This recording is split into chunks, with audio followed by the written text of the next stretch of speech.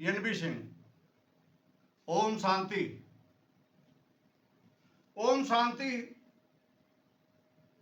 एक ऐसा शब्द है जो हमारे भारतवर्ष, हमारे सनातनियों के लिए शांति के मार्ग को ढूंढने की शक्ति प्रदान करता है। इस पृथ्वी पर जो भी इंसान जन्म लेता है, शैशव और बाल्यावस्था छोड़ करके आखिरी दम तक, मृत्यु दम तक शांति की खोज में ही लगा रहता है।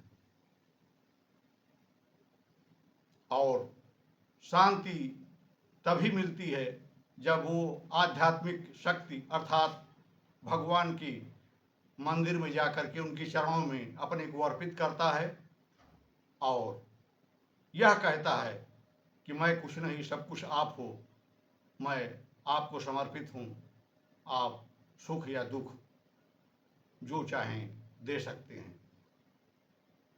ओम शांति। आज भारतवर्ष अंतर्राष्ट्रीय शक्तियों से परेशान है। अंतर्राष्ट्रीय शक्तियां अर्थात अमेरिका, जिन्होंने पाकिस्तान और भारत को लड़ाया, जिन्होंने इजराइल, हमास, यमन को लड़ाया, जिन्होंने इजराइल, ईरान को लड़ाया, जिन्होंने एशिया, रूस और यूक्रेन को लड़ाया,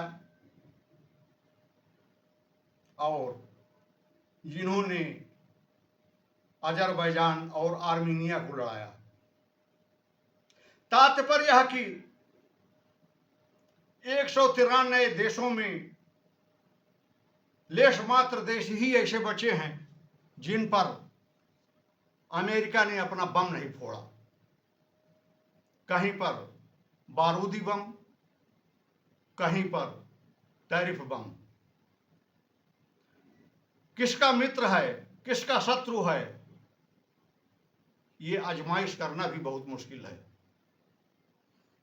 अर्थात वह अमेरिका है। हर गांव में भी एक अमेरिका पाया जाता है। अमेरिका माने वो शक्ति जिसके पास पैसों का भंडार खूब हो, जनसमूह गरीबी की वजह से मानता हो, पुलिस प्रशासन और शासन जिनके दरवाजे पर हाल चाल लेने जाता हो और जिनके कहने पर मुकदमा लगता हो और जिनके कहने पर मुकदमा हटता हो, उसे हम अमेरिका कहते हैं।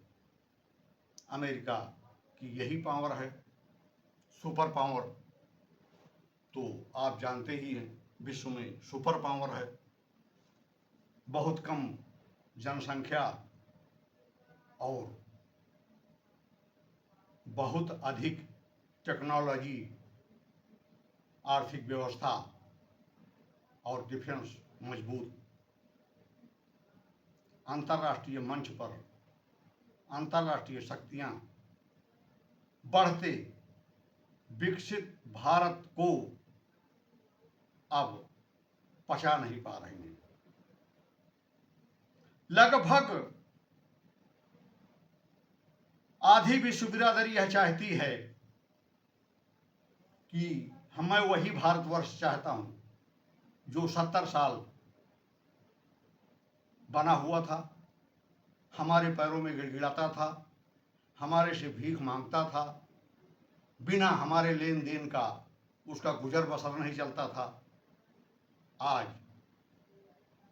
एक नया भारत है जो न किसी के पास गिड़गिड़ाता है और न किसी के ऊपर टिका हुआ है, आत्मनिर्भर है आत्मनिर्भरता की ओर आगे बढ़ रहा है, विकास विकास में अग्रसर है, आर्थिक व्यवस्था बहुत अच्छी है, डिफेंस जिसका बहुत मजबूत है। आखिर अंतर्राष्ट्रीय शक्तियां जलन ना करें तो क्या करें, ईर्ष्या ना करें तो क्या करें। एक तरफ अंतर्राष्ट्रीय शक्तियां हमें कमजोर करने में लगी हैं। जॉर्ज सोरोस, हिंडनबर्ग हर हालत में चाहते हैं कि किसी भी तरह से इसकी गरीबता बनी रहे या अमीर ना हो पाए। लेकिन ये भारत है जो किसी की बातों पर नहीं आता। ये देश राष्ट्र सर्वोपरि देश के हित के साथ ही समझौता करता है, अहित कभी देखना नहीं चाहता। अंतर्राष्ट्रीय बिरादरी की बात शायद आप समझ गए होंगे, लेकिन अब मैं बताना चाहूंगा अंतर्जातीय शक्तियां, भारत के अंतर्जातीय शक्तियां जिस तरह से भारत को खोखला कर रही हैं, कमजोर कर रही हैं, विकास की तरफ बढ़ने में रोड़ा बन रही हैं। आप 15 अगस्त 1947 के पहले भारत पर नजर डालें। खूब लूटा, खूब खाया और हमारी संस्कृति और सभ्यता को बिल्कुल मृत्यु की तरफ ले जाने का प्रयास किया। ये तो सनातन है, भारत है जो अपनी संस्कृति और सभ्यता को फिर भी बचा कर रखा है। नहीं तो मुगलों, अंग्रेजों द्वारा जिस तरह से बहन बेटियों की इज्जत पर हाथ डाला गया, धन को लूटा गया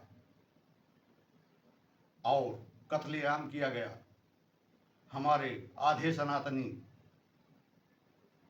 को मनोबल डाउन करके उनको तलवार की नोक पर दूसरा धर्म स्वीकार करने के लिए मजबूर किया गया। वो भी देखे होंगे।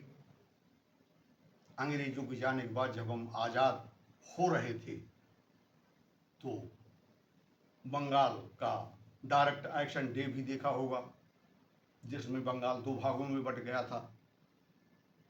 बंगाल में 3 लाख आदमी की कत्ल की जा चुकी थी। क्या मंजर रहा होगा।